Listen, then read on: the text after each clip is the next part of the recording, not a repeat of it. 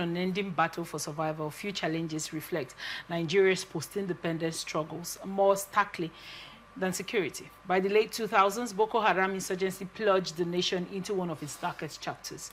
What began as a fringe sect in Maiduguri became a devastating force, killing more than 35,000 people and displacing over 2 million. Its splinter group, ISWAP, remains active today alongside expanding threats from armed bandits in the northwest, farmer-herder clashes in the Middle Belt, and separatist agitations in the southeast. Kidnappings for ransom has reached an epidemic level, targeting even school children, commuters, and even government officials.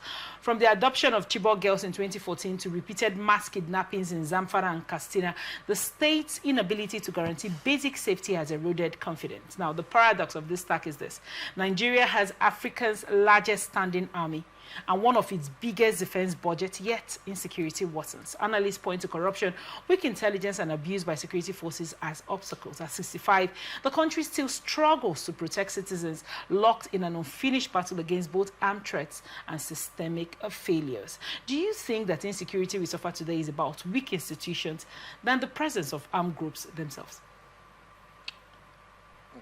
You know, if a system is weak, anybody can penetrate it. If the body is weak, any virus can attack it. And that is what is happening in Nigeria. When you use a term like if the body is weak, now oftentimes the body is weak because the immune system is weak. Let's talk about it via the body. And sometimes there are food, supplements, medicine that you have to purchase to try to build up your immune system. Given the high budget for security in Nigeria, why do you think all trials haven't worked, even though the president did say this morning that we are winning the war against insecurity? Well, when I got to that, when I heard that we are winning the war, well, it's a very encouraging statement to make, that we are winning. His administration, or Nigeria as a whole, is winning the war. It's good to hear that they are winning the war. And we also have to acknowledge the fact that for some months now, we have not heard bad news. Oh, there has been quite a lot of bad news. I know, right. we have, but the number of bad news we have heard recently is not as big as what we had a few months back. Do you know that some people were earlier killed this year in Kwara State just on Sunday? Earlier this year, right. A lot of kidnappings, a lot of herdsmen, a lot of people burning houses in the east, a lot of that, people hijacking boxes. So you do think we're winning the war? So I think it has reduced. Okay. Or maybe people have stopped posting, relaying the news on social media. If you take a look at social media now, we're not really getting that frequently. Are you getting it? So that means the war we are winning it. Now, but it doesn't mean. Now, if I want to draw your attention a little bit to the peacekeeping mission, the peace discussion mission that happened in Kaduna and Zamfara states. Do you think that security agencies and village heads will sit together with bandits to discuss, sign a peace treaty to a way forward if there be no insecurity in these places? No, that's terrible to hear that terrorists and leaders of a community are negotiating. Right. It happened in Kaduna and Zamfara state. You don't negotiate. Now, you don't negotiate.